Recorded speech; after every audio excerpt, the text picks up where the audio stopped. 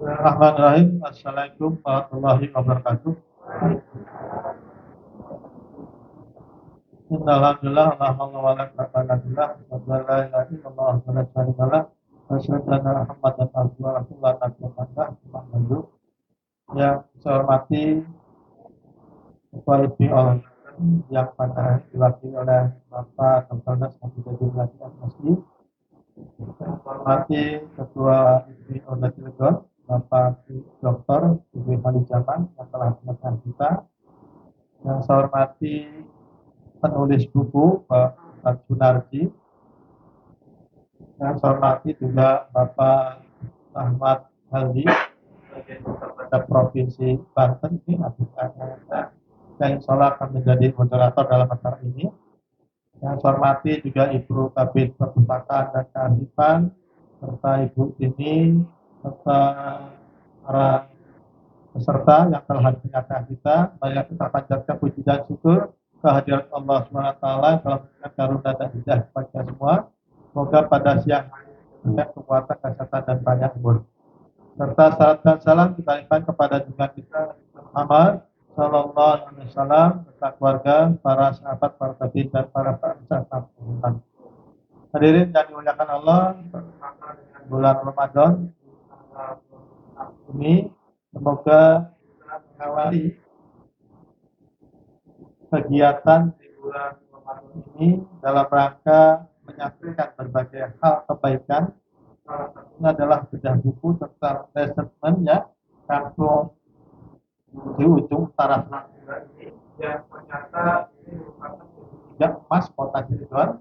Jadi Anyar dan Gading itu terus simpang tiga, Lari Pemerak, itulah ternyata segitiga emas yang ada di kota Cilegon yang akhirnya akan menjadi kawasan industri yang insya Allah nanti akan papan. Dan beliau ini penulis bukunya ya, sehingga apa yang dipaparkan sangat bermanfaat untuk generasi yang akan datang, dikarenakan Cilegon makmur sejahtera sampai hari ini ya, itu berkat keikhlasan masyarakat yang saat itu untuk dijadikan daerahnya daerah kawasan industri.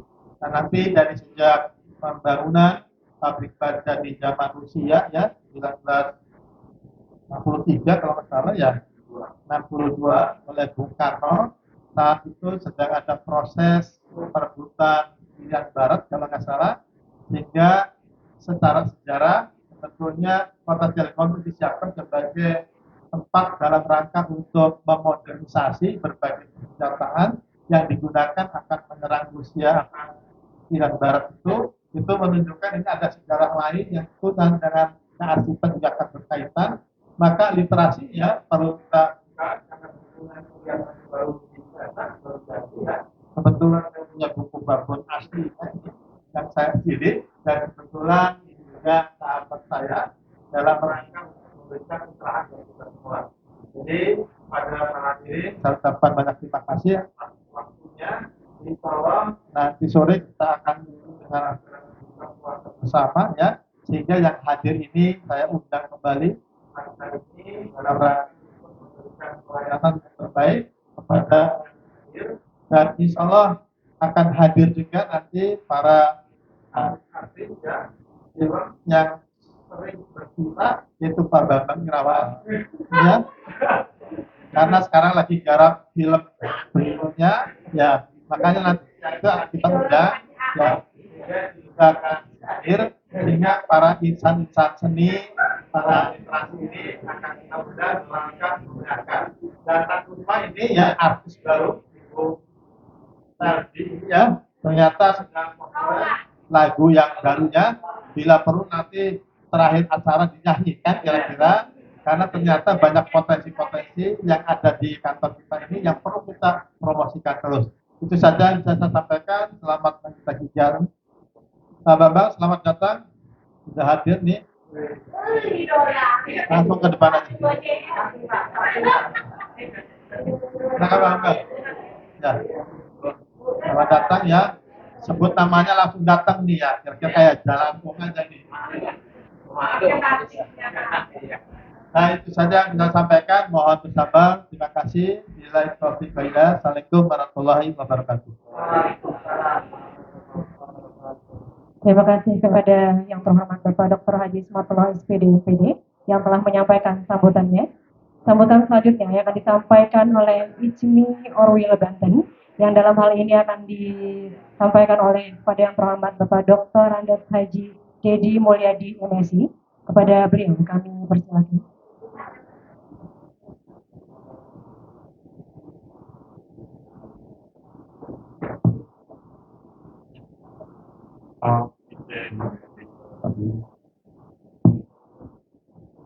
Bismillahirrahmanirrahim. Assalamualaikum warahmatullahi wabarakatuh. Alhamdulillah, alhamdulillah, salatu wassalamu ala rasulillah Muhammad Adil Mukarramin. Pada acara ini para muslimin biar rekan saya Pengabang dan juga moderator Haji dan juga seluruh unsur jajaran BPK dan juga jawab yang kita panjatkan syukur kepada Allah SWT segala rahmat salam kita Nabi Muhammad Sallallahu Alaihi Wasallam. Jadi kami atas nama unsur jajaran pimpinan Orwil Ijmi Banten tentu menyampaikan apresiasi kepada yang setinggi penyelenggaraan acara buku yang sangat fundamental dalam konteks kecilganan. Oleh karena itu, Bapak-Bapak, Ibu, bagi yang generasi milenial kekinian, mari nanti kita dengar bagaimana dulu Cilegon yang ketika saat itu penanda sebelumnya lalu tergeser dan seterusnya yang akhirnya kita merasakan juga sampai saat ini. Oleh karena itu, ketika kita menyikapi perkembangan maka layak untuk didengar bagaimana cikal bakal proses Cilegon itu. Apakah ikhlas, apakah terpaksa, apakah tergusur, atau apakah terpinggirkan. Mari nanti kita dengar bagaimana Pak Ustadz ini juga menyelami dari berbagai data yang disampaikan. Oleh karena itu ini pembelajaran untuk masyarakat yang sekarang agar bahwa Cilegon yang sekarang ini tidak begitu saja banyak yang dikorbankan atau yang berkorban untuk mungkin yang sekarang yang anak sekarang hanya menikmati hasilnya saja. Barangkali itu saja yang bisa kami sampaikan. Sekali lagi terima kasih sekali lagi terima kasih atas segala penyelenggaraannya.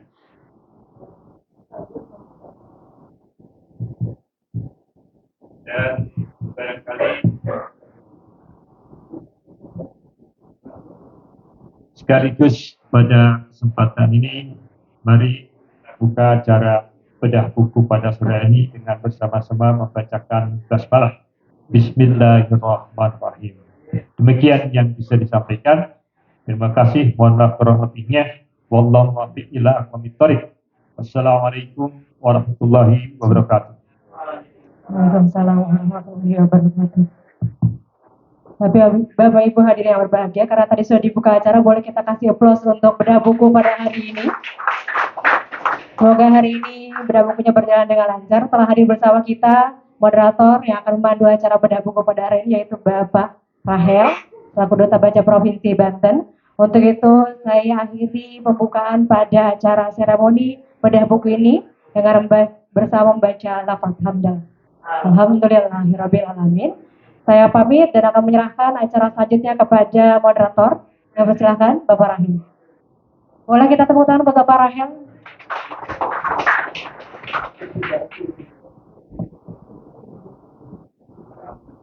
Bapak Ibu, bisa kita mulai? Bisa ya? Baik. Untuk menyemangati kegiatan bedah buku pada siang hari ini, saya coba baca pantun terlebih dahulu. Daun salam, daun jati. Yang menjawab salam, semoga banyak rezeki. Daun salam, daun Kamboja. Yang menjawab salam, semoga masuk surga. Assalamualaikum warahmatullahi wabarakatuh.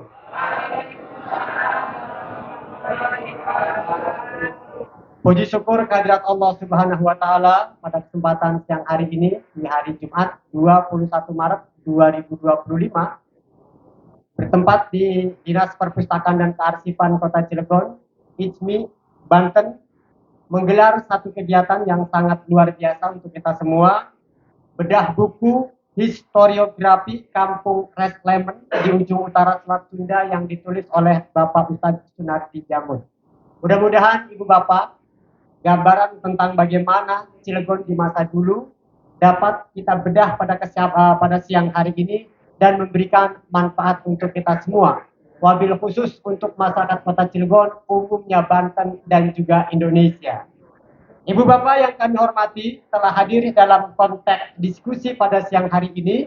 Kita sapa terlebih dahulu ada penulis buku yakni Bapak Ustadz Sunardi Jamud. Assalamualaikum Ustadz. Hadir. Sehat Ustadz ya? Alhamdulillah. Ya, nanti kita akan coba dengar dari Pak Ustadz terkait dengan apa tujuan dan latar belakang buku ini dibuat. Kemudian telah hadir di tengah-tengah kita pembedah dari buku ini, Bapak Dr. Andes Dedi Mulyadi MSI. Assalamualaikum Pak. Waalaikumsalam. Beliau ini latar belakangnya sedikit saya dapatkan pendiri SMK Kesehatan Husada sekaligus pendiri SMK Kesehatan Husada Pratama dan sekaligus juga dosen STIA. Untuk kedua yang sudah saya sebutkan tadi, tolong beri tepuk tangan yang meriah. Pembedah yang kedua, karena yang salah satu adalah penulis, orang ganteng di samping saya, artis Cilegon katanya begitu tadi. Beliau adalah sejarawan yang cukup terkenal bukunya tentang geger Cilegon. Tidak lain adalah Pak Bambang Irawan. Beri tepuk tangan dulu yang meriah kawan-kawan. Wih, pendukung fansnya berat banget ya. Luar biasa ya. Ini kawan-kawan bukan kampanye ya, tapi kita mencoba membedah sebuah sejarah dalam sebuah literatur buku ya. Dan tidak lupa kami juga mengucapkan terima kasih kepada para audien. Mungkin ada dari Dinas Perpustakaan dan Kearsipan Kota Cilegon, dari masyarakat, dan juga ada salah satu ketua dari Orda, ICMI dari Kota Cilegon. Selamat datang Pak. Mudah-mudahan barokah di hari Jumat ini dan di bulan suci Ramadan ini kita semua hadir di ruangan ini. Ibu Bapak yang kami hormati, saya selaku moderator ingin mencoba sedikit ya menyampaikan pendahuluan terkait dengan buku yang akan kita bedah pada kesempatan siang hari ini. Ibu Bapak yang kami hormati bahwa buku historiografi Kampung Reslemen adalah buku yang berisi fakta, sejarah, peristiwa-peristiwa perjuangan para leluhur kita yang telah mengorbankan lahan, tanah, serta kultur kebudayaan demi mendukung terlaksananya pembangunan pabrik baja Trikora yang saat ini disebut dengan PTKS. Kalau sekarang barangkali PSN ya, dan Bapak ya, yang sedang ramai. Yang merupakan salah satu dari program pembangunan nasional pasca Indonesia Merdeka. Pertanyaannya adalah bagaimana kisah fakta sejarah ini serta dampak yang terjadi baik di masa dulu dan di masa sekarang terkait dengan pembangunan baja Trikora atau PTKS. Baik Ibu Bapak, kita akan coba bedah buku ini mulai dari Bapak Dedi Mulyadi selaku pembedah. Penulis dulu Pak. Baik, penulis dulu. Baik, kita coba dengarkan bersama-sama apa sebenarnya latar belakang buku ini dibuat. Karena mungkin kita tahu ya, saya sendiri juga baru tahu, apalagi generasi-generasi yang akan datang. Barangkali juga melupakan sejarah bagaimana kota Cilegon di masa dulu. Kepada penulis dalam konteks ini adalah Bapak Ustadz Sunardi Jamud, dengan segala hormat disilahkan untuk menceritakan latar belakang buku ini ditulis. Terima kasih. Terima kasih atur nuhun. Assalamualaikum warahmatullahi wabarakatuh. Waalaikumsalam warahmatullahi wabarakatuh. Alhamdulillahirabbil alamin wassalatu wassalamu ala asyrofil anbiya'i wal mursalin وعلى آله وأصحابه ومن تبعهم بإحسان إلى يوم الدين أما بعد. Hari ini dinten mikir, orang Cilegon kan bahasanya bahasa Jawa ya. Apa gugatan Bahasa Jawa. Soalnya kalau mari semua karen buatan Jawa. Indonesia kan tanggung berat. Ini musim berat. Makanya kula sonten puniki siang hari puniki nggih campur aduk saos niki ya.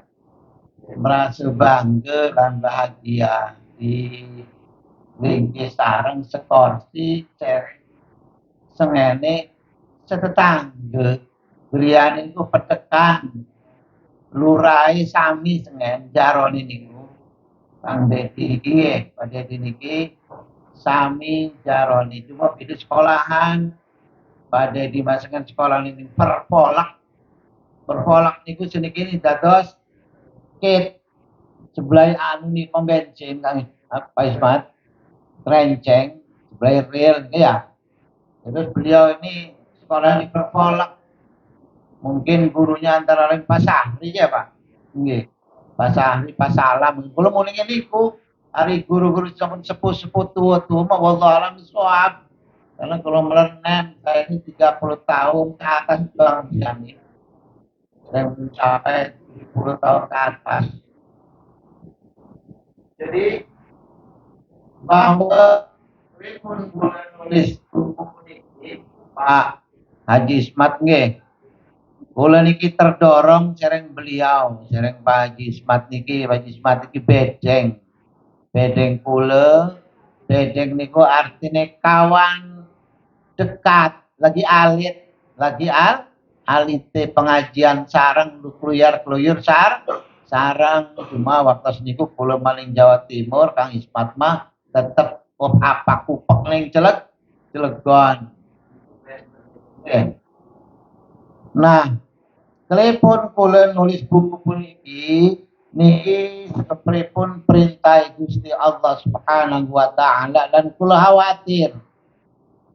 Ya ayyuhalladzina amanu taqullaha wal tanzur ma qaddamat lighad wa taqullaha innallaha khabirum bima ta'malun. Ini dalam surat Al-Hasyr yang pertama ayat 18. Ya ayyuhalladzina amanu he wong-wong sing pada iman sing dikasih tahu peringatan dan dikasih tahu orang-orang beriman sing ngetuk sing bohong mah tidak karena nangkel namblek maka ya ayyuhalladzina amanu wahai orang-orang yang beriman ittaqullaha ittaqayataqi itu artinya kita disuruh meninggalkan maksiat, disuruh meninggalkan keburukan, meninggalkan hawa nafsu, serakah, hawa, bebudegan. Bebudegan itu apa ya artinya? Ya ketulian, ketulian, bebudegan. Ditanya tentang ilmu tapi tidak mau menjawab mansuila an ilmin fakatamahu uljima yaumal qiyamati minan nar. Orang yang bebudegan itu tidak ditanya tentang ilmu tapi enggak mau menjawab itu akan dimasukkan ke dalam dia api neraka. Wattaqullaha, kita disuruh bertakwa kepada Allah wal tangur nafsum ma qaddamat lighad. Selain suruh bertakwa, disuruh ingat, kita ini disuruh memperhatikan wal tangur. Disuruh melihat masa yang telah lalu, zaman dulu. Zaman dulu kita ini pernah menjadi kerajaan tertua. Zamannya kerajaan Perak, zamannya kerajaan Agrinusa, zamannya kerajaan apa? Kerajaan Sarakan negara. Kerjasama antara kerajaan Perak dengan Pandeglang yang sekarang itu dulu. Itu zaman dulu, zaman baheula. Jadi Cilegon ini pernah jaya. wal tangwur ma qaddamat lighat. Kemudian dalam perkembangannya Islam masuk ke Cilegon nih, itu juga banyak orang lupa. Kenapa orang berselisih tentang penulisan sejarah, tentang bahwa Belanda kok ngejajah Indonesia itu hanya beberapa tahun saja. Karena Indonesia ini merdeka pada tanggal 17 Agustus 1945. Zaman dulu mah, zaman 42 dan seterusnya itu Indonesia belum merdeka. Merdeka kata siapa? Cilegon mah sudah merdeka sejak dulu. Sejak ada kerajaan Purba sampai berdirinya kerajaan Banten. Iya kan? Dan Cilegon pada waktu itu telah memiliki pelabuhan Merak. Ya kan? Pelabuhan penyeberangan Merak itu. Dulu yang membangun pertama kali itu adalah siapa? Adalah Kesultanan Banten. Belanda masih seterusnya kemudian itu ya. Wal tanggur maqaddamat lighat. Sebagai untuk perkembangan kemajuan lighat masa yang akan datang lighat. Ya. Kemudian bahwa Cilegon ini setelah pada tahun 1942 kedatangan Jepang datang ke sini itu juga tujuannya untuk apa? Untuk mengusir Belanda. Tetapi tertarik dengan Indonesia. Tertarik sehingga kemudian menduduki Indonesia. Ini pun antara lain terjadi perang di Laut Jawa atau di area Selat Sunda. Jadi Anyar, Cilegon, Merak, Bojonegoro sampai ke sana itu pernah terjadi pertempuran antara Belanda dengan Jepang yang sebelumnya geger Cilegon nanti akan disampaikan oleh Pak Bambang 1850, 1888 dan ini yang menyebabkan orang Cilegon kehilangan para tokoh dan kiai. Bayangkan tokoh masyarakat Krenceng, tokoh masyarakat Tumuk Putih, tokoh masyarakat Jombang, tokoh masyarakat Ketilang dan Kampung Grogol, terus Kampung Gesing dan sebagainya itu termasuk di daerah Pendilan itu dan kampung yang Masjid Sumpah itu Tratu ditangkap oleh Belanda. Bahkan yang melawan itu dibunuh, ditangkap dan dibuang ke berbagai macam daerah seluruh Indonesia. Sejak 1888 itu masyarakat Cilegon kehilangan tokoh. Tetapi kemudian pada tahun 1962 karena atas kebijakan Presiden Soekarno, Presiden Republik Indonesia yang pertama, kerjasama dengan Rusia yang ditandatangani pada tanggal 14 September tahun 1956, kerjasama dengan Uni Soviet atau Rusia untuk membangun salah satunya pabrik baja yang dulu namanya Trikora, sekarang Makawit itu KBK kalau nggak salah ya. Tapi pada kemudian ini pun yang kemudian pada tahun 1965 terjadi Gestapo. Kenapa? Kita tahu bahwa Rusia itu adalah ideologinya adalah ideologi komunis. Indonesia ideologinya ideologi Pancasila. Ini barangkali yang menyebabkan terjadinya salah satu perlawanan gerakan G30S September, perang lagi. Itu tahun 65. Sehingga pada tahun 65 sampai 1967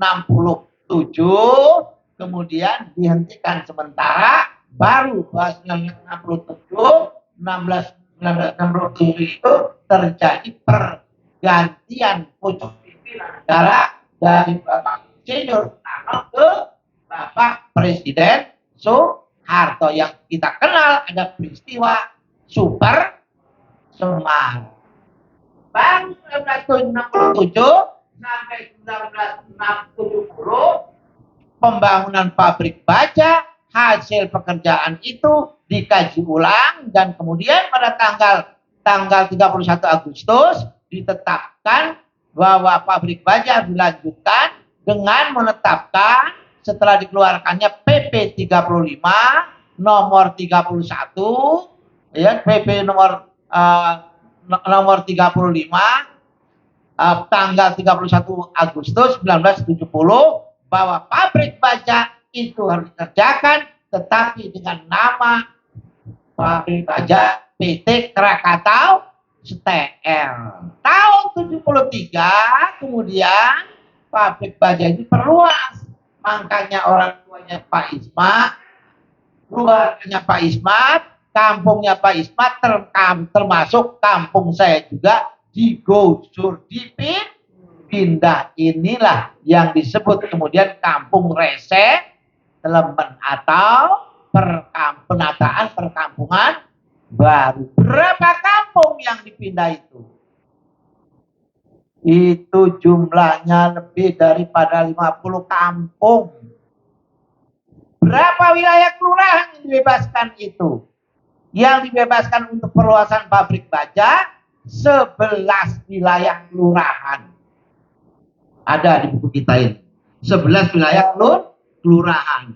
Berapa kelurahan yang dibebaskan untuk penempatan Rese Teleman, pemindahan pembangunan perkampungan baru? 9 wilayah kelurahan. Jadi Kecamatan Pulau Merah dan Kecamatan Cilegon, sebagian kedua wilayah ini dibebaskan dalam rangka mendukung program pemerintah merubah pertumbuhan perkembangan ekonomi dalam rangka menyambut hubungan bilateral antara Republik Indonesia dengan negara-negara maju. Karena pabrik baja itu merupakan salah satu ciri dan persyaratan negara maju dan berkembang. Namun yang perlu kita perhatikan bersama bahwa kemajuan teknologi industri yang sekarang ini tujuannya adalah untuk pembangunan BUMN, Badan Usaha Milik Negara. Sayang kalau kita lihat itu sepertinya pertumbuhan industri ekonomi di Cilegon ini tidak sebanding dengan pertumbuhan pendidikan dan SDM. Ini yang kita sangat sayangkan. SDM sumber daya manusianya ini saya lihat ini sepertinya tertinggal jauh sehingga kemudian pabrik-pabrik itu mengambil dari luar Cilegon. Ini harus kita sadari. Barangkali mungkin karena tenaga didiknya atau laboratoriumnya, alat prakteknya dan sebagainya. Tetapi saya yakin ini bisa dikerjasamakan dengan industri. Ini hanya itu yang dapat saya sampaikan sebagai kenapa kami menulis buku ini. Karena saya khawatir ya kawan-kawan kita, saudara-saudara kita, adik-adik kita, anak cucu kita tidak paham dengan kampung kita. Makanya sering saya itu menulis dalam sering menyebarkan kata kalimat Cilegon adalah rumah kita. Cilegon rumah kita. Ini penting kita pahamkan terus pada anak-anak kita supaya kita yang membangun, kita yang Cilegon, kita juga yang harus membangun. Demikian, nanti silakan kita diskusi sama-sama. Kurang lebihnya mohon maaf. Assalamualaikum warahmatullahi wabarakatuh.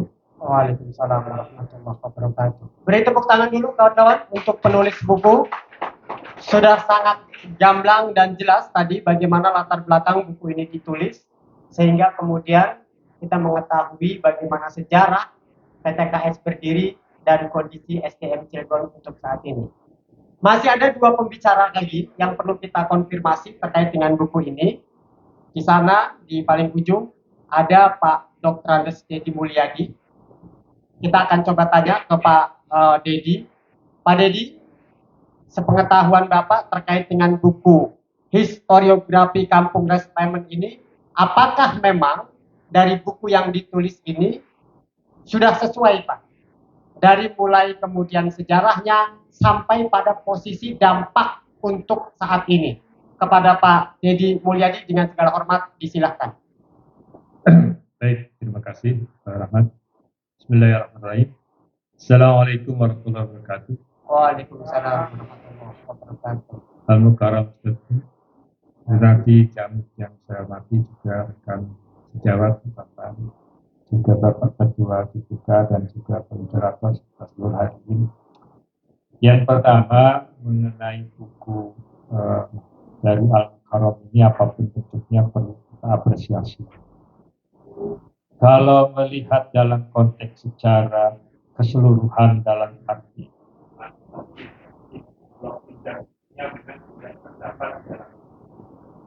tapi apa namanya ya, hal-hal yang berhubungan kalau Bapak nanti membaca buku ini historiografi di dalam konteks penulisan sejarah, ya tentu sudah mengalami proses. Pasti Pak Ustadz juga sudah menentukan topiknya. Sudah itu ada yang kita sebut tahapannya juristik. Juristik itu ya mengumpulkan berbagai data, dan ada di dalam buku ini beberapa data-data, bahkan nampaknya buku ini datanya data primer, walaupun mungkin ada yang juga sekunder. Ya, dari catatan-catatan beberapa tokohnya yang kebetulan saya juga kenal begitu, maka ada sumber-sumber primer yang ada di dalam buku ini begitu. Lalu ketika yang berikutnya sesudah tahapan juristik itu kan ada namanya verifikasi. Di dalam buku ini juga ada verifikasi dari beberapa apakah yang kita sebut apa namanya itu testimoni, atau juga ada juga yang kita sebut apa namanya itu risalah, silsilah dan seterusnya. Juga ada beberapa tokoh yang dicantumkan di dalam buku ini begitu. Nah, ketika hasil juristik dan verifikasi, maka muncullah interpretasi. Interpretasi ini didapatkan di menjelang akhir daripada buku ini, beberapa hal yang disampaikan oleh beliau yang menyangkut bagaimana perjalanan tentang resettlement itu sendiri, sehingga ada aspek-aspek persoalan yang dibahas juga. Walaupun nanti akan saya sampaikan ada hal yang juga perlu diangkat persoalannya begitu. Nah, dari perjalanan pemilihan topik juristik dan verifikasi serta interpretasi, maka muncullah buku ini sebagai historiografi. Historiografi sebuah dokumen yang tentu di dalamnya dari hasil proses apa yang kita sebut pengumpulan data, menguji, juga didasarkan juga penafsiran daripada aspek pengumpulan data dan seterusnya. Itu dari aspek bukunya, walaupun dalam bahasa objek-objek bibliografi daftar pustakanya tidak langsung, tidak ada catatan kaki, tetapi tercover di dalam apa namanya daftar pustakanya itu sendiri. Itu yang pertama mengenai buku ini. Tapi sekaligus saja barangkali dari aspek buku ini ada hal yang perlu kita sampaikan. Isi dari buku ini diantaranya adalah bahwa pergeseran yang karena akibat resettlement itu ada efek dampak yang mungkin Bapak-bapak hadirin yang saat ini atau taruhlah kaum milenial tidak merasakan saat itu begitu. Yang pertama bahwa ada kemiskinan struktural. Apa kemiskinan struktural itu? Kemiskinan struktural adalah kemiskinan yang terjadi karena ada pergeseran. Ada unsur-unsur yang terdapat, unsur apakah sosio-linguistik, ekonomi dan seterusnya, yang karena dipaksa atau terdapat sesuatu yang dipaksa. Nah, apa kemiskinan struktural? Taruhlah dulu saya pada saat kuliah S2 dulu itu pernah mengadakan penelitian kecil dari mulai Merak, Berem, ya, terus juga sampai sampai Rata, terus Cigodak, sampai Terati sana. Jadi kemiskinan yang tadinya orang itu bersawah, bertani, atau juga menjalankan usaha, berternak dan seterusnya itu saat itu tidak miskin. Tapi ketika adanya pergeseran resettlement ini, ya, satu, sawahnya itu walaupun dibeli, tetapi rasanya saya ingat betul waktu itu edukasinya kurang merata. Taruhlah, uang ini nantinya untuk apa? Itu jasa yang saya ingat karena saya ikut orang tua begitu itu. Tidak ada edukasi. Edukasinya misalnya satu, apakah ini nanti untuk berangkat haji, apakah nanti usaha, apakah itu nanti untuk apa dan seterusnya, itu rasanya diserahkan kepada masyarakat. Sehingga ketika masyarakat menerima uang itu tidak siap, ya, tidak siap di dalam menggunakan dananya, akhirnya terdapat ketika taruhlah mungkin beberapa tahun yang lalu Bapak Ibu pernah mendengar yang penggusuran Pertamina yang di Jawa itu, ya, mereka semuanya beli mobilnya dua, ya, baru-baru dan seterusnya, sampai setahun buatnya. Kenapa? Karena nggak mampu bayar pajak. Nah, jadi itu kira-kiranya kasusnya. Ya. Saya ingat betul juga ada saudara pemilih yang beli mobil angkot. Kalau bukan sekarang, ketika mobilnya kecelakaan sudah tidak dapat pencarian dan seterusnya. Terus dampak lagi yang secara aspek lokal sosiologis yang paling prinsip adalah adanya pergeseran kultur hubungan satu sama lain. Banyak keluarga yang tercerai-berai satu sama lain, yang tingkat kualitas hubungan keluarganya itu sudah tidak lagi intens dan seterusnya. Nah, yang berikutnya, bahwa ketika saat itu ya adanya perpindahan dan seterusnya, maka ada yang kita sebut disparitas, kesenjangan yang menyebabkan antara orang-orang yang digeser dengan yang mendatangi tempat ini begitu. Sehingga karena proses terjadinya itu muncullah kemiskinan intelektual. Nah, kemiskinan intelektual itu yang terjadi hingga sekarang. Artinya ketika bahwa pergeseran itu tidak dipersiapkan dan mempersiapkan diri hanya beberapa orang saja, ya, untuk SDM-nya yang mulia dan seterusnya. Lalu ketika kita tanya, saya pernah ngobrol dengan masyarakat Cilegon, sebenarnya masyarakat itu berusaha untuk mengadakan tes seleksi kepada orang Cilegon. Tetapi ketika dalam konteks tertentu, satu, secara kompetensi memang tidak memenuhi syarat, tapi yang kedua memang bahasa dulunya juga ya tidak bisa dipungkiri. Kalau Bapak Ibu saudara-saudara itu kita merantau, maka klik ke daerahan itu tinggi sekali. Jadi jangan kaget kalau dulu saya Pak Marinani itu orang Lampung, maka tukang sapu orang Lampung. Ya. Kalau Pak Ari itu orang Jawa, almarhum dulu, ya Cilacap, maka orang Jawa lah begitu. Ya. Kalau yang kepalanya di situ itu dulu namanya itu personel apanya itu orang Padang, ya orang Padang. Orang Cilegon itu ya baru kira-kira milenial sekarang ini jadi unsur pimpinan. Persoalan itulah yang menyebabkan rasanya sampai hari ini Bapak Ibu terjadi sebuah proses apa yang kita sebut gap atau disparitas tadi begitu. Ya. Dan yang berikutnya ada aspek melunturnya pergeserannya bahasa. Nah, makanya saya tidak bermaksud menyinggung tadi Pak Ustaz Sunadi ngomong Jawa. Orang yang model sekarang ini Pak Ustaz, kita mah iya yang dulu-dulu mah begitu ya. Misalnya saya punya tetangga namanya Lui, mamanya tentang melompong di kota itu.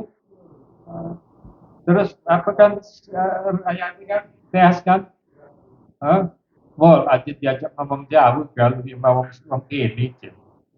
Akhirnya saya akhirnya juga geletak. Jadi orang-orang sekarang ini ya orang Cilegon yang karena demi gengsi untuk menganggap sama dengan pendatang yang lain ngomong bahasa Indonesia begitu. Tapi kalau lagi marah awas wis peti penyerokok bom. Jadi akhirnya ada pergeseran. Jadi Bapak Ibu saudara-saudara ya, ketika dalam konteks yang kita sebut mengembangkan folklore, paling tidak mengapa bahasa daerah itu perlu diangkat dalam konteks ini? Setidak-tidaknya kalau bahasa daerah itu diangkat, ada rasa kedaerahan yang mendalam.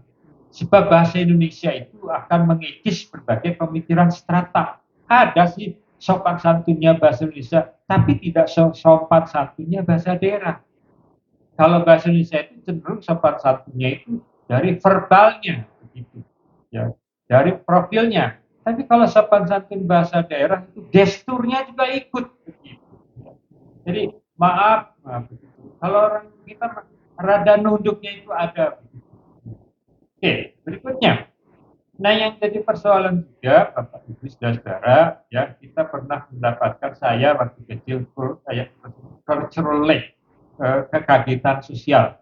Ya, saya ingat betul lampu merkuri dari Simpang 3 sampai Krakatoria itu, ya, karena ada lampunya aneh, maka orang Cilegon pas lagi bulan puasa yang saya ingat habis sahur itu jalan kaki ke Simpang 3 sampai Krakatoria hanya ingin merasakan lampu merkuri kulitnya berbeda yang tadinya kusam jadi putih dan seterusnya. Oke, dampak yang lain secara politis bahwa apapun bentuknya, bahwa dengan aspek settlement ini ya, kita tidak bisa tidak ada persoalan yang kita sebut di polarisasi. Ya. Tapi saya ingin sampaikan Bapak Ibu saudara-saudara, beruntunglah Bapak Ibu saudara-saudara hadirin hidup zaman sekarang. Ya.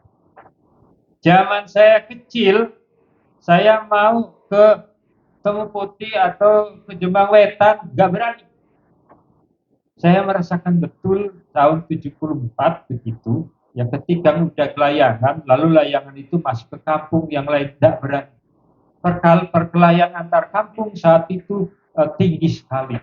Untungnya ada para tokoh, diantaranya beberapa tokoh yang anaknya itu menikah dengan pendatang. Lalu kita para pemuda protes, Pak Haji itu anaknya kawin sama pendatang. Kenapa ini? Ya, antar kampung tidak boleh menikah. Saya ingat Pak Yayat, masih ada nggak ya Pak Yayat guru matematika itu?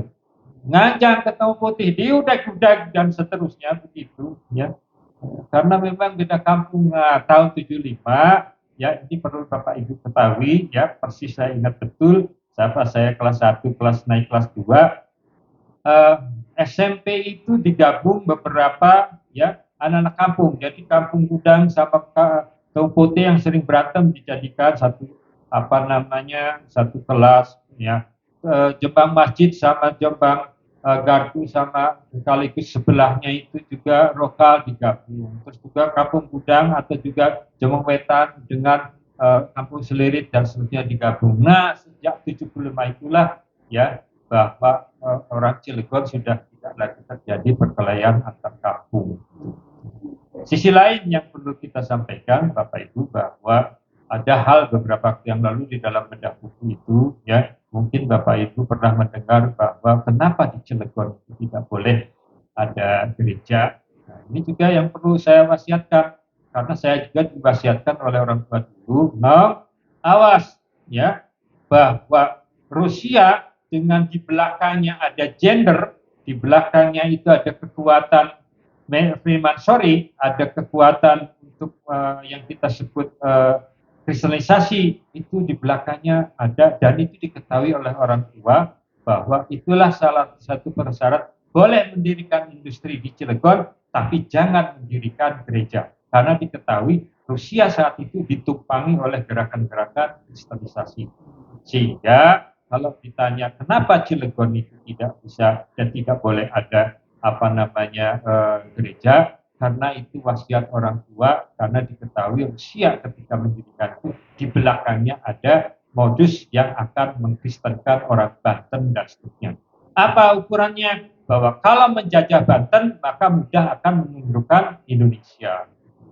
Ya, itu yang mungkin hal yang perlu diketahui ya. Jadi bagi bapak-bapak, ibu dan juga kaum milenial sekarang ini, ya apapun bentuknya, ya dengan situasi dampak yang ibaratnya apakah itu kesenjangan, persaingan dan seterusnya, ya. Nah yang terakhir barangkali bahwa kenapa masyarakat Cilegon itu miskin, padahal 193 lebih kurang lebih industri besar di di Cilegon, ya. Karena mungkin Bapak Ibu pernah belajar manajemen perusahaan, bahwa ketika head office-nya, pusat perusahaan itu, kantornya didirikan di Jakarta, kalau di sini itu hanya brand cabang, maka penentuan CSR-nya itu di Jakarta. Saya pernah menelusuri ini perusahaan yang ada di sininya itu yang betul-betul kantor pusatnya atau pabriknya. Ya kantor pusat, ya pabriknya di Cilegon, itu hanya beberapa. Jadi mereka nggak salah kalau menyampaikan CSR-nya, ya, yang 5% dari hasil keseluruhan yang menurut Menteri Keuangan Sumarlin dulu itu diberikan ke seluruh Indonesia dan seterusnya, karena pusat head office-nya itu ada di Jakarta.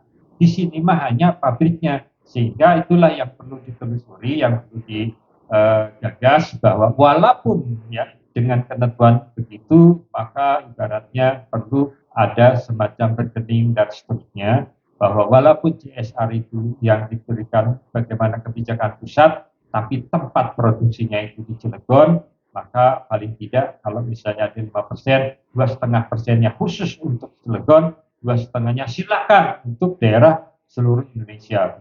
Nah itu yang perlu disampaikan, yang perlu dicermati dari proses yang kita sebut menggali aspek resettlement itu.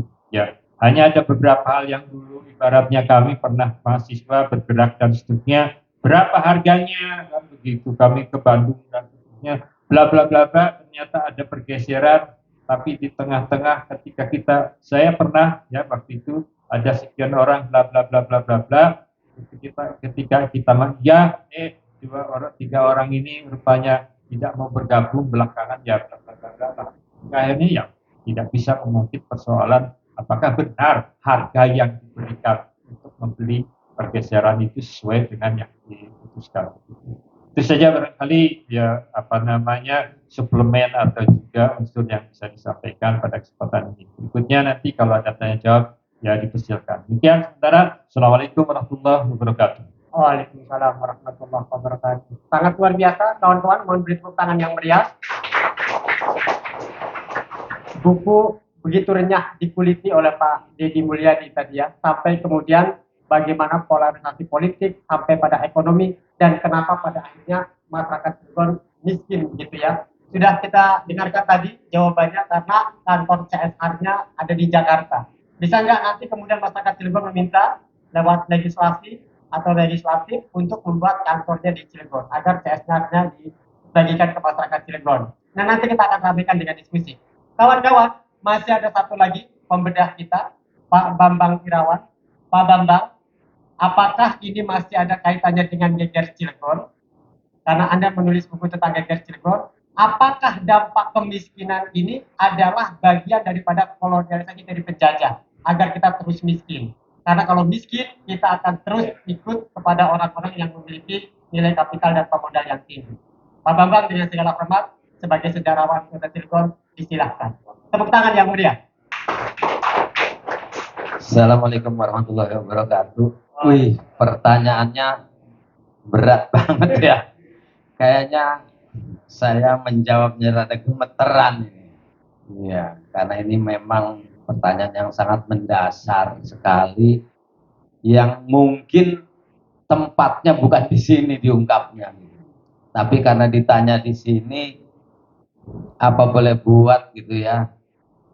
Saya coba aja, tadi kaitannya dengan penjajahan segala begitu ya. Jadi untuk menghancurkan suatu bangsa tidak perlu dengan senjata, tetapi jauhkan bangsa itu dari sejarahnya sendiri. Dan itu sebenarnya terjadi pada bangsa kita. Kurikulum pendidikan sejarah di kita ini tidak pernah mengajarkan atau mengajak anak bangsa ini untuk menapaki catatan perjalanan sejarahnya sendiri, sehingga tidak mengetahui siapa dirinya. Benarkah kita dijajah? Ini juga tidak tahu arti penjajahan aja. Sampai sekarang saya tanya siapa yang tahu arti penjajahan, tidak ada yang tahu. Penjajahan Belanda, tidak ada yang tahu. Padahal yang namanya penjajahan, zaman penjajahan dengan zaman kemerdekaan sampai zaman sekarang itu tidak ada bedanya. Tidak ada perubahan. Semenjak gubernur jenderalnya orang Belanda, residennya orang Belanda, asistennya orang Belanda, kemudian digantikan oleh presidennya orang Indonesia, gubernurnya orang Indonesia, camat, bupati orang Indonesia. Tidak ada perbedaan sama sekali, semua sama, situasinya, kehidupannya di masyarakatnya sama. Tetapi di sekolah diajarkan oleh guru-guru kita seakan-akan itu zaman benar-benar mengerikan dan dibawa todongan senjata, perang melulu gitu ya. Kayaknya kayak kita itu perang aja di zaman Belanda itu. Padahal memprihatinkan sekali. Tidak pernah ada yang namanya perang melawan pemerintahan Hindia Belanda, itu tidak pernah ada. Tidak pernah terjadi. Kecuali sekali terjadi pada tanggal 9 Juli itu di Banten aja. Itu perang melawan pemerintahan Hindia Belanda ya. Atau enggak kok, ada kok perang-perang yang lainnya. Perang Padri misalnya, itu bukan perang melawan pemerintahan Hindia Belanda, itu perang saudara. Ada perang di Jogja, perang Jawa, juga perang saudara. Bukan perang melawan pemerintahan Hindia Belanda. Jadi kita sudah dijauhkan dari sejarahnya sendiri. Kalau sekarang ini kita hancur, makanya harus dimaklum. Ini sebenarnya berat dia tadi kaitannya sama sejarahnya. Gimana ya? Jadi sebenarnya kalau kita mau mengikuti sejarah, mungkin pernah mendengar Soekarno dengan ajarannya Marhain. Ya, digambarkan Marhain itu orang Bandung katanya ya, Mang Air. Sebetulnya itu hanya kamuflase aja, gitu. Jadi Soekarno itu berpikir ini negara baru merdeka, masih banyak rongrongan di mana-mana, dan diketahui yang paling ganas melawan pemerintah itu cuma orang Banten. Pada peristiwa pemberontakan petani Banten namanya. Kalau orang Cilegon memang nyebutnya geger Cilegon ya. Ya itu orang-orang Cilegon masyarakat ya. Tetapi sebenarnya ini peristiwa pemberontakan petani Banten. Jadi Soekarno itu berpikir bagaimana, karena situasi masih sangat rawan sekali waktu itu. Akhirnya mempertimbangkan agar petani-petani ini tidak berontak, diutamakanlah untuk bagaimana memasyarakatan petani itu.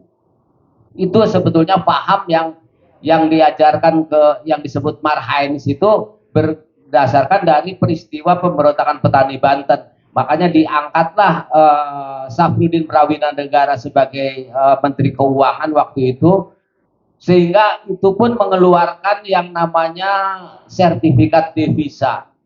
Sertifikat devisa itu adalah suatu kebijakan pada masa itu yang tujuannya untuk melindungi para petani, mensejahterakan petani, gitu. Jadi importir dibuat susah pada waktu itu. Tapi pada waktu itu masih bisa bertahan walaupun importirnya ngamuk-ngamuk paleng lah gitu. Kan sekarang juga begitu. Coba kalau berani yang sekarang, kalau sekarang tidak ada yang berani maksud saya begitu untuk melakukan itu. Pengen dikeplak endasi kalau importir kalau ada pemerintah yang berani. Tapi pada masa itu Safruddin Prawinanegara berani melakukan itu karena berkaca pada peristiwa pemberontakan petani Banten, petani harus disejahterakan. Akhirnya dibuatlah sebagai imbalan itu PT Trikora itu yang pertama kali dibangun di Pak Ustadz, kalau Trikora itu wilayah lokasinya Kubang Sepat di situ. Awalnya mungkin Soekarno itu sebagai bentuk apresiasi terhadap masyarakat Banten lah untuk mensejahterakan itu. Jadi selain ada petaninya juga dibuat pabrik baja itu. Tetapi karena ada faktor politis tadi sudah dijelaskan tidak berlanjut, akhirnya pemerintahan Orde Baru juga berpikir sama, khawatir. Kenapa? Apalagi masa itu akhirnya zaman dari era kemerdekaan sampai sekarang ini, bahkan saya pernah mengatakan kita ini pernah menjadi dua fase. Ketika dijajah Belanda kita tidak berani ngomong. Setelah merdeka kita baru pada berani teriak merdeka. Terulang lagi di eranya Presiden Soeharto. Ketika Presiden Soeharto berkuasa tidak ada yang berani ngomong. Begitu reformasi semua teriak merdeka. Itulah sejarah. Terulang terus. berbeda walaupun berbeda waktu zaman. Nah, jadi begitu juga akhirnya ketika pabrik baja ini akan dilanjutkan, karena diketahui di wilayah yang namanya di dalam buku ini saya lihat itu ada Citangkil, apalagi tuh Pak Ustadz yang hafal tuh, Citangkil, Jure, terus Kubang Batang dan lain sebagainya lah ya yang hafal di situ. Kenapa? Tokoh-tokoh yang berani memberontak itu selain dari tempat-tempat lain, ada dari Cibeber, dari Teratai Udik, dari Beji, tetapi wilayah yang paling banyak itu daerah itu dari Krakatau Steel itu. Makanya kenapa Krakatau Steel dibangun di situ? Sebetulnya untuk memisahkan masyarakat-masyarakat itu jangan sampai bersatu, dipecah-pecah, jadi tidak ada persatuan lagi. Kalau masih kumpul di situ, pemerintah Orde Baru itu khawatir sebetulnya mereka akan berontak lagi, karena pemerintah itu sedang mempertahankan stabilitas waktu itu. Makanya Soeharto menerapkan sistem yang sangat represif sekali, ngomong sedikit juga langsung hilang. Itu makanya untuk menghindari hal-hal seperti itu dibuatlah pabrik PT Krakatau Steel dengan tujuan memisahkan masyarakatnya, dipindahkan. Ya kalau mau bikin nggak usah di situ, masih banyak lokasi kok sebetulnya. Ini tapi jangan bilang-bilang siapa-siapa ya. Ya, rahasia ya. Ya, takutnya ini cuman orang ngomong segini aja yang tahu ya, karena ini jarang diungkap ya kalau sejarah-sejarah. Makanya sebetulnya saya ini lagi males ngomong sejarah. Ya, karena akibat dari sejarah tadi itu yang diajarkan secara serampangan di sekolah melahirkan generasi yang membuat undang-undang dan peraturan secara serampangan yang akibatnya merugikan bangsanya sendiri. Itu berawal dari pelajaran sejarah yang diajarkan secara serampangan tadi. Katanya Kartini sebagai pendobrak emansipasi wanita. Wong kita mah dari zaman dulu ke bangsa Indonesia perempuan-perempuannya udah hebat. Ada Laksamana Malahayati, salah satunya juga Cut Nyadin, apalagi yang di Jepara itu yang kemarin diperjuangkan jadi pahlawan nasional itu. Ratu Kalinyamat memimpin pasukan itu berapa kapal itu. Masa kita dianggapnya begitu Kartini lahir, kita ini emansipasi wanita katanya. Itu sebetulnya pembodohan yang diajarkan di sekolah secara resmi oleh pemerintah. Nah, iya. Raja Majapahit itu yang mengembangkan itu juga perempuan. Jadi sebenarnya kalau nggak kepepet saya nggak malas ngomong sejarah ini ya, karena situasinya sedang seperti ini begitu. Jadi kembali lagi paling yang bisa saya sampaikan, mudah-mudahan kita bisa perjuangkan bersama jejak-jejak yang kemudian dijadikan kawasan industri oleh PT Krakatau Steel itu, yang harusnya mereka juga memberikan kontribusi lah terhadap Cilegon. Minimal di sana mumpung masih ada Pak Ustadz Sunardi masih hafal wilayah-wilayahnya, ditulis nama kampungnya di sini dulu, kampung Kubang Batang misalnya di sini dulu terletak ini apa kampung Citangkil, Ciure Kulon gitu. Dan ada lagi yang namanya Kali Kerenceng, itu perjalanan dari sana itu Haji Wasit itu menyusuri Kali Kerenceng itu sampai ke Gunung Gede, dari Gunung Gede ke Kali Kerenceng, kemudian sampai ke Gua Batu, Udang Batu, kemudian sampai ke ujung Kulon. Tetapi Haji Nasiman dan Haji Jahli tidak ikut serta, tapi mereka tetap tinggal di kampung halamannya di kawasan industri itu. Kemudian mereka dicari oleh pasukan Belanda, tetapi memberikan perlawanan. Disitulah terjadi seorang satria yang namanya ditembak itu sampai komandannya juga mau nembaknya bingung. Salah seorang disuruh menyerah, bukannya menyerah malah mengacungkan kerisnya begini. Jadi komandan juga sudah mau nembak, kerok amat ini. Tetapi apa boleh buat, itu perintah. Ditembaklah Haji Kasiman di situ. Lokasinya nanti kita cari bareng-bareng Pak Ustadz. Di mana Kasiman itu gugur, dikasih prasasti di situ, dikasih tulisan. Pada tanggal waktu itu sekitar tanggal 7 Juli. Bukan 14 Juli terjadinya itu. Ya barangkali Ada pertanyaan atau sementara kita kembalikan dulu? Ya, baik, luar biasa sekali. Berarti secara tidak langsung hadirin para peserta yang ikut hadir dalam kesempatan sore hari ini di wilayah KS itu banyak pejuang, sehingga kemudian dipecah-pecah. Kira-kira begitu ya, Pak Bambang ya? Basis pejuang. Ya, sehingga kemudian biar tidak ada perlawanan. Kira-kira begitu ya. Itu tambahan informasi yang sangat luar biasa dari Pak Bambang, sejarawan di Geger Cilegon ya, Kota Cilegon. Jangan bilang-bilang, tapi semua media ini semuanya adalah online semua ini ya. Ibu Bapak yang kami hormati, harus ada sesi tanya jawab agar informasi ini bisa menyeluruh, kemudian komprehensif, sehingga apa yang kita bahas pada kesempatan sore hari ini semuanya paham. Kita buka sesi pertama untuk 3 penanya. Bagi para peserta, kawan-kawan yang hadir, boleh mengajukan pertanyaan. Boleh juga ke Pak Sunardi, boleh juga ke Pak pembedah, 2 pembedah kita, dan boleh juga kepada Bapak Kepala Dinas. Ada? Silakan jika ada, Ibu dan Bapak.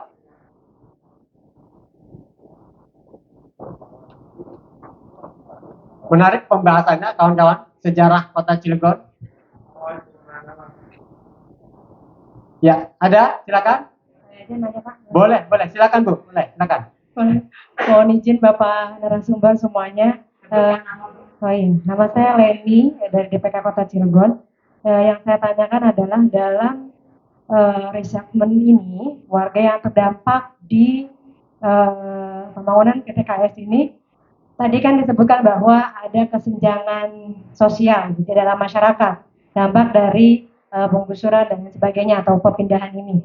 Nah, apakah ada kompensasi secara uang, juga ada kompensasi secara komitmen dari PTKS untuk warga-warga yang terdampak ini, misal ya Pak ya, jika memang terdampak, maka nanti anaknya akan dijanjikan untuk bekerja di PTKS gitu.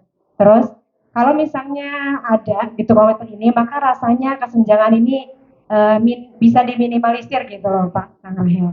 Gitu. Mungkin itu aja pertanyaan saya. Terima kasih. Dipersilakan. Ada lagi Ibu Bapak? Silakan. Bapak Ketua.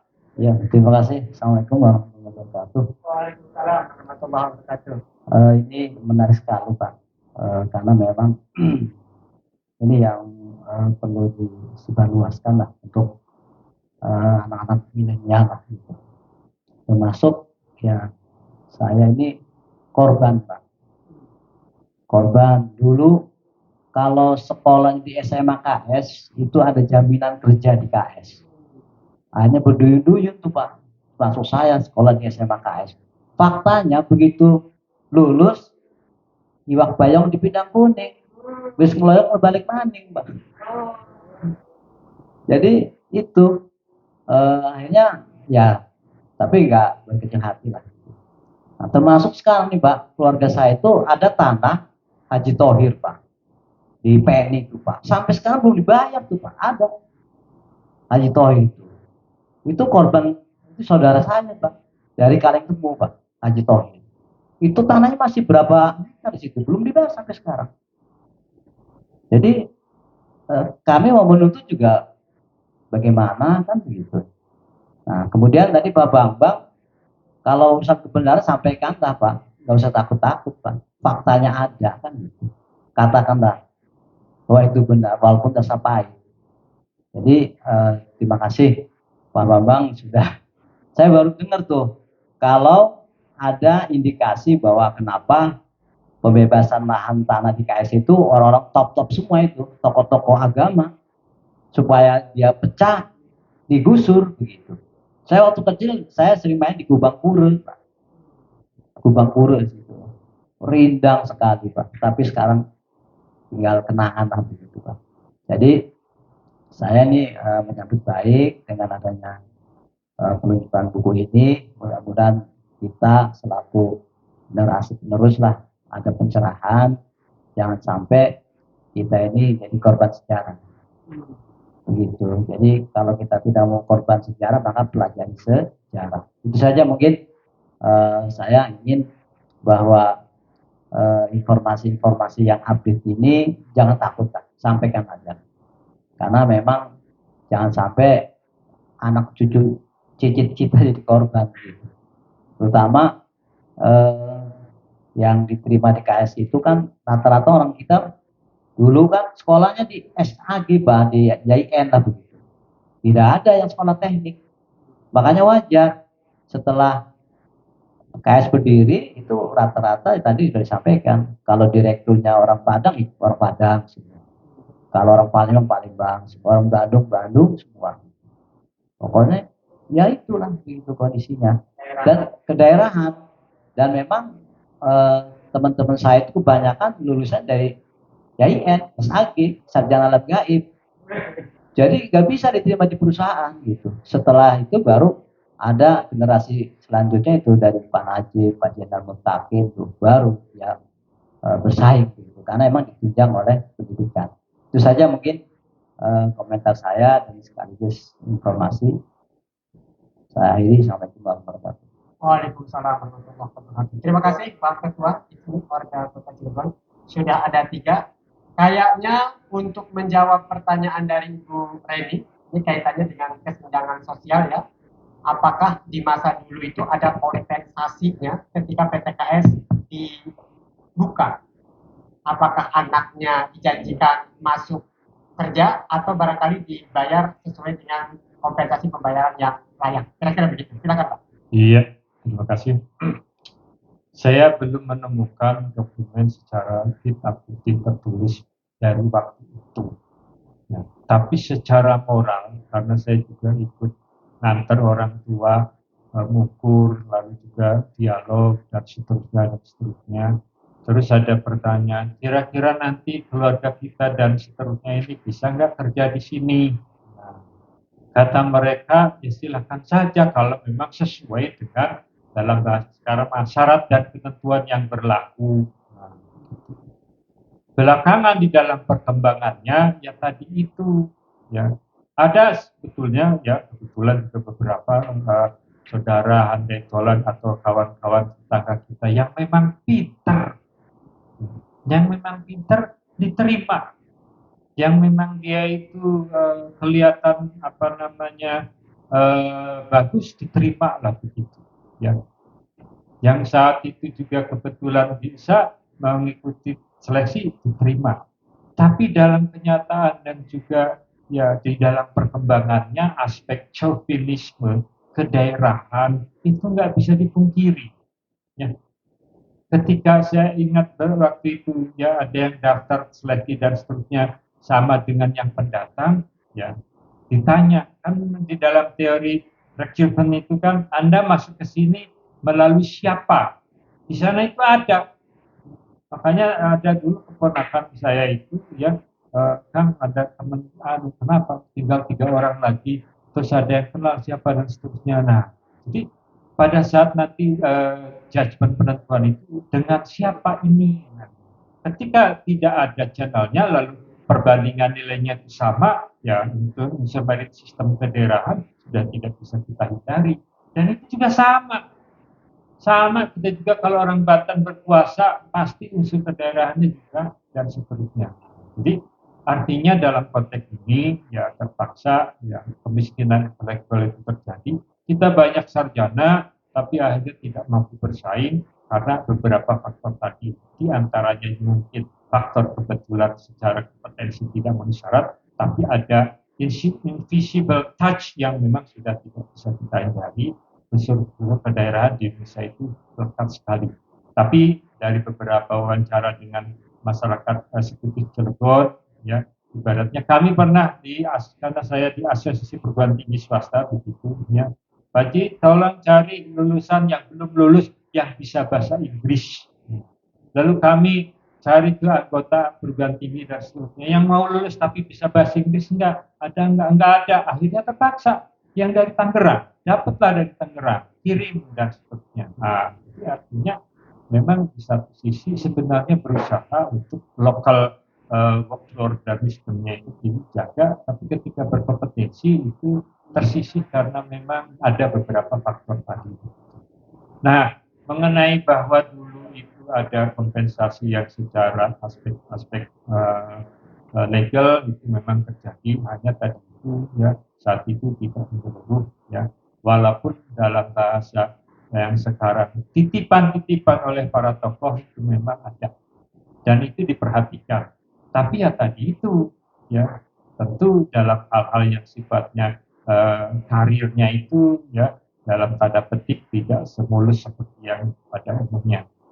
Nah terakhir ketika yang zamannya waktu itu direkturnya juga orang baru begitu dan seterusnya, nah itu sudah mulai ya kira-kira 10 tahun terakhir itu orang-orang Banten itu aja yang jadi direktur dan seterusnya. Itu juga karena memang saat itu kata dia itu karena memang open biddingnya itu terbuka. Jadi kalau saja zaman dari dahulu di KS itu juga open biddingnya itu betul-betul terbuka, saya yakin orang Cilegon juga nggak berbodoh amat lah begitu. Barangkali tanam petik ya bisa lah bersaing dan seterusnya. Itu yang bisa disampaikan jawabannya. Terima kasih. Baik, terima kasih ya. Beri tepuk tangan dulu yang meriah, kawan-kawan. Luar biasa ya. Kemudian dari Ketua ISMI Orda Kota Cilegon, kalau ada beberapa pernyataan tadi bahwa dulu korban dari sekolah SMA KS, kalau sekolah di situ dijanjikan kerja di KS, tapi ada yang menarik nih Pak, tentang tanah Haji Thohir belum dibayar oleh KS. Nah, bagaimana nih dalam konteks ini nih? Sudah lama, sudah berdiri, tapi kemana ini? Ini kita butuh siapa yang harus dijawab nih kira-kira nih Pak nih? Silakan Pak, silakan. Bingung saya juga nih. Jadi ini ya. Jadi Krakatau Steel itu dalam SK 62 yang dikeluarkan pada tanggal 7 Maret tahun 1973 bahwa yang dibebaskan itu adalah 11 wilayah desa untuk pembangunan perluasan pabrik baja Putih, desa Kota Sari, Warnasari, itu 2 desa ini bedol desa. Bedol desa itu pindah total. Yang kedua kemudian Kota Bumi, ya, Kota Bumi, Kebon Dalem, terus Randekari, Kepuh, Samang Raya, ya. Nah, ini ada di buku kita ini ada 11 wilayah desa, masing-masing yang total itu hanya 2 desa. Desa yang dibebaskan empangnya, yang empang dibebaskan itu wilayah kelurahan Kepuh, ya. Yang dibebaskan empangnya itu yang sekarang jadi di daerah KPS itu ya, antara lain itu. Nah, untuk desa Warnasari antara lain itu tidak empangnya belum dibebaskan dalam perintah SK 62. Nah, kemudian memang pada waktu itu menurut informasi yang saya terima itu bahwa ada yang baik juga ada yang tidak baik, ada yang lempeng, ada yang tidak lempeng sistem itu ya. Karena sebelum pembebasan itu menurut informasi yang kita terima itu bahwa ada mungkin bahasaan mecalu apa namanya ya, RCTI lah. RCTI itu bergerak itu lebih cepat dibandingkan petugas. Nah ini yang menyebabkan sehingga kemudian terjadi perselisihan yang sampai hari ini terjadi. Jadi di lahan itu tidak dibebaskan oleh panitia, tapi dibeli dulu oleh calu. Nah, ini yang ini. Nah, sehingga kemudian pada akhir-akhirnya pada tahun 1980-an itu terjadi konflik atau terjadi kesalahpahaman, ada ahli waris atau pemilik tanah itu menuntut hak. Sampai hari ini ada. Dan tanda tangan yang ada di arsip itu ada tanda tangannya. Tapi bukan tanda tangan pemilik. Ini. Pemiliknya orang merasa ngedol. Orang merasa tanda tangan. Dan jirik aslinya masih di tangan pemilik. Masih ada. Hanya. Orang tua saya juga punya itu. 12.900. Hampir 2 hektar. Yang sekarang jadi atau 2 hektar lebih, hampir 2 hektar, hampir 2 hektar ya, yang sekarang jadi lote itu. Jujur itu adalah orang tua kita. Jujur pernah saya waktu itu mau dibayar, cuma saya tutup mulut, saya nggak mau. Kalau kawan-kawan yang nggak dibayar, kita dibayar, nanti kita ini akan diadu oleh mereka. Itu kadang-kadang seperti itu. Jadi terkait dengan masalah kompensasi tenaga kerja itu, kewajiban Krakatau Steel untuk menerima tenaga kerja itu, ya itu secara moral saja kita sudah paham bahwa masyarakat yang tadinya petani, tadinya nelayan dan itu pemilik lahan itu harus mempunyai sumber penghasilan. Ada bentuk pekerjaannya mah ya terserah. Makanya sampai hari ini saya jujur masih tetap memperjuangkan tentang masalah tenaga kerja. Saya sampai hari ini masih berjuang itu. Yang disebut Persatuan Masyarakat Asing Gusuran itu, ya saya kebetulan yang ada di dalam itu. Jadi betul apa yang dikatakan oleh Bapak, orang tua guru kita ini. Nah, sekarang nih, setelah akan adanya PSN ya, PSN. Chandra Asri kemudian membuat satu kebijakan, membuat program dengan perusahaan-perusahaan lain, bekerja sama dengan pemerintah Kabupaten Serang. Kalau nggak salah itu ya, yang sekarang bikin politeknik itu, politeknik. Nah, politeknik ini adalah pendananya adalah dari industri, sponsoringnya itu dari industri. Sebetulnya sudah lama itu ada AMC. AMC itu apa? Anyar, Merak, Cilegon. Ini sponsoringnya adalah perusahaan-perusahaan kimia yang berada di kawasan di Merak, di Anyar, sampai Cilegon. Itu bebas itu. Hanya D1. Kita mengusulkan minta untuk ditingkatkan menjadi grade yang ditingkatkan dari D1 menjadi D2, D3 dan seterusnya. Itu permintaan kita. Namun tidak bisa kita sebagai masyarakat untuk melakukan itu tanpa ada kebersamaan. Kita sudah menghadap beberapa kali ke direktur ya, waktu zamannya Pak Dadang, waktu zamannya Pak Yayat kemarin. Sekarang ini kan orang Cilegon nih, Pak Fidi itu, mantunya Pak Haji Umar, Tupote. Nah, ini mari kita sama-sama minta ini ya. Karena begini Pak, kalau masyarakat Cilegon ini umumnya kemampuan daya jangkauan pikirannya itu sekarang ini untuk sekolah keperguruan tinggi tingkat teknologi, tingkat ekonomi itu kelihatan jarang, tapi lebih suka begitu selesai lulus sekolah atau tidak sekolah, yang penting kerja. Itu kebanyakan masyarakat Cilegon seperti itu, pragmatis berpikirnya itu. Jarang yang berpikir untuk jangka panjang.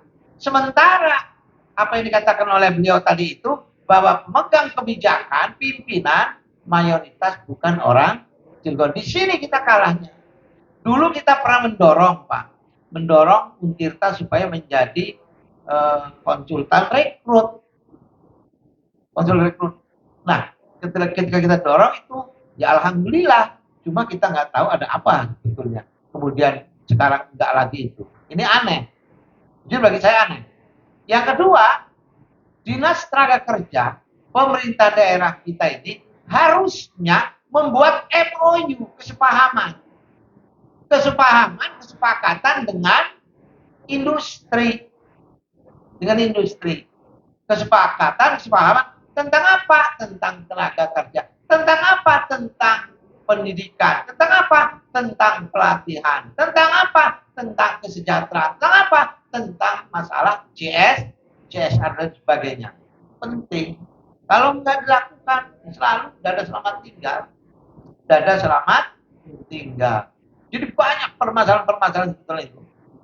Diuruki kali jadi banjir, ya kan? Meletupi lebu, air yang ada di tanah kita ini, wilayah Ciwandan, Merak, Gereng, dan sekitarnya, apakah masih layak minum atau tidak? Kita nggak tahu. Itu dari industri apa ada, pernah ada melakukan kajian penelitian itu. Sehingga apa yang harus dilakukan oleh masyarakat kita itu.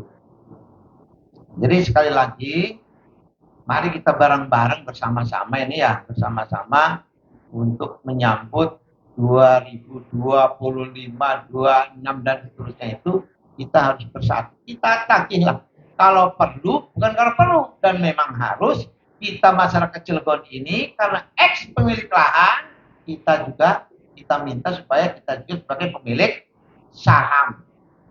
Berapa persen? Terserah, mau 10%, 3%, 2%, dan seterusnya, karena kita sebagai pemilik daerah. Ini yang namanya kedaulatan wilayah, kedaulatan rakyat, kedaulatan ekonomi. Terima kasih. Assalamualaikum warahmatullahi wabarakatuh. Waalaikumsalam warahmatullahi wabarakatuh. Tepuk tangan Ibu Bapak yang berbahagia. Luar biasa ya. Ibu Bapak, sudah 1 jam lebih kita mengadakan kegiatan diskusi pada kesempatan sore hari ini. Kita ingin terus sebenarnya, tetapi saya memahami betul ibu-ibu nampaknya sudah nggak tahan lagi, geser kanan, geser kiri. Tapi sebelum kita akhiri, kita butuh closing statement daripada narasumber dan juga para pembicara pada kesempatan sore hari ini kepada Pak Bambang. Saya mohon untuk pertama kali menyampaikan closing statement-nya. Silakan. Iya, soalnya tadi ada juga kebenaran harus disampaikan katanya, walaupun. Jadi kalau apa yang saya sampaikan itu kalau disebut kebenaran juga belum tentu benar. Tetapi karena itu menurut analisa dan kesimpulan saya. Saya menelusuri terus sejak dulu, bukan dari kemarin, makanya ada yang ngomongin, oh ada sejarawan dadakan, katanya gara-gara Pak Heldi jadi wali kota, ada sejarawan baru. Sebetulnya saya jauh sebelum Pak Heldi jadi wali kota, saya sudah terjun menelusuri, tidak bilang-bilang ke siapa-siapa. Hanya saya kumpulkan dalam pikiran, dan menyimpulkan, dan baru pecahnya sehari ini tadi. Dan memang itulah sebenarnya saya analisa, oh geger Cilegon kenapa sampai tidak muncul. Itu juga pertama kali saya mengangkat ada telepon lewat messenger karena nggak punya nomor WA saya, menyampaikan Pak Bambang, geger Cilegon itu tidak akan bisa diangkat. Tetapi kalau sudah diangkat oleh Pak Bambang, tidak akan ada yang bisa menutupnya. Itu sekitar 5 tahun yang lalu. Itu jadi makanya saya terus mengangkat peristiwa itu, dan memang seperti yang saya analisa tadi, ini loh sejarah yang benernya geger Cilegon harusnya diajarin. Kenapa yang diajarin sejarah yang ke buku-buku di sekolah itu gitu. Ya walaupun mungkin di perguruan tinggi lebih jujur ya, diajarkannya lebih jujur. Tetapi sudah mengajarkan sejarah pada tingkat perguruan tinggi sudah tidak mempunyai arti apa-apa selain hanya sebagai pengetahuan saja. Karena bukan untuk membentuk karakter sebuah bangsa. Karakter itu dibentuk dari usia tingkat SD hanya sampai tingkat SLTA. Selebihnya sudah tidak bisa dibentuk. Makanya kalaupun di kejujuran di tingkat perguruan tinggi juga tidak mempengaruhi. Sudah dididik tidak jujur dari SD, ya kita sampai sekarang, sampai dewasa, sampai liang kubur nanti kita tetap menjadi generasi yang tidak jujur. Makanya harus menerima kondisi kita seperti sekarang ini. Kenapa kita ini tidak pernah jujur kepada rakyat, tidak pernah jujur kepada siapapun, kita tidak pernah jujur kalau kita merenung ya. Tapi kita kadang-kadang jarang merenung, kita yang paling benar. Ternyata tidak. Kita ini sudah menjadi orang yang tidak pernah jujur kepada siapapun. Ya itu saja. Baik, beri tepuk tangan untuk Pak Bambang, luar biasa. Selanjutnya Pak Kepala Dinas dengan segala hormat minta closing statement-nya. Silakan. Ya, yang pertama saya ucapkan terima kasih kepada Pak Ustadz Junardi. Kebetulan beliau ini teman saya berguru ya, sama seorang kiai. Jadi saya termasuk santri pertamanya Pak Harun itu ya. Sehingga sekarang dengan pesantren semacam itu sudah bangga saja lah. Dan kakak saya yang saya hormati, yang saya sayangi, ya Pak Bambang juga yang saya banggakan. Mungkin janji saya untuk nanti siang disampaikan belum Pak? Buka puasa bersama udah siap nih. Ya. Dan yang hadir juga nanti saya akan undang buka puasa bersama. Semoga waktu Pak Ustadz ya. Dan sekali tak porsikan menjadi doa lah. Pak Ustadz Junardi ya. Yang pertama, buku ini sebetulnya maha penting. Hanya saja nanti secara kualitatif perlu ditambah dengan foto, gambar. Bila perlu nanti kita coba minta foto satelit ya ketika sebelum di resettlement dan sesudahnya. Karena biasanya di BPN itu bisa foto satelit itu dilakukan sehingga bukunya akan kita terus sempurnakan, ada buku-buku jilid berikutnya. Karena pada akhirnya ini juga merupakan sejarah awal kota Cilegon yang sebetulnya sejarah awal kota Cilegon itu bukan dari kotip dari kota dan kota sehingga ulang tahunnya baru puluhan tahun. Sebetulnya pendirian kota Cilegon itu lebih panjang lagi umurnya daripada yang sekarang kita peringati setiap 27 April. Ini juga akan kita kupas nanti di sisi yang lain. Dan selanjutnya kepada rekan-rekan yang telah hadir setia, Ibu Nila mungkin ada yang akan disampaikan nanti ya, karena ini teman kita di dalam divisi kajian ISMI ya, beliau ini makanya seragamnya sama, kira-kira menunjukkan kita satu kesatuan dalam rangka memberikan literasi. Yang paling pertama kegiatan ini di kota Cilegon, nanti kita akan berangkat ke kota kabupaten yang lain berkeliling seprovinsi Banten. Karena kelihatannya buku Pak Bambang belum kita bedah, bukunya Pak Rahel belum kita bedah, buku saya belum ya, bukunya Kak Kasep, tukang penulis semua kebetulan, ya, kajian ekonomi, tinggal nanti ini menjadi penting buat kita semua. Jadi kepada yang hadir, saya ucapkan terima kasih, closing statementnya bahwa Bu Leni sebetulnya masyarakat yang di resettlement itu memang betul-betul mendapatkan penggantian tanah 500 meter per ya 200 meter. Nah, ya, karena bapak saya tanahnya 500 beli 400.000 waktu itu. Ya, jadi kalau yang 200.000 mungkin tanah yang pembagian dari PTKS, tetapi kapling-kaplingannya dari blok A sampai blok J kalau nggak salah, jadi sampai KPU tuh, itu semua adalah kekaplingan untuk para korban gusuran resettlement ini. Jadi dan setiap blok itu dibangunkan masjid, dibangunkan juga fasum. Cuma fasum ini saya perhatikan setiap blok ada yang dijual oleh oknum PTKS, setahu saya. Ya, nah, seperti dari Kayu Gemi, kereta ya, sampai ke Gunung Sueng itu sebetulnya tanah fasum. Tetapi sekarang sudah bersertifikat dijadikan rumah dan lain-lain. Dan saya tahu di blok C fasumnya di mana, di blok A, B, terus semuanya fasumnya ada. Jadi sebetulnya KS itu sudah memanusiakan kita, cuman ada manusia yang makan manusia juga kira-kira ya. Jadi itu semoga itu menjadi sejarah yang perlu kita ungkap ke depan untuk menjadi kemakmuran masyarakat kita, sehingga janji-janji yang seperti itu memang tidak tertulis.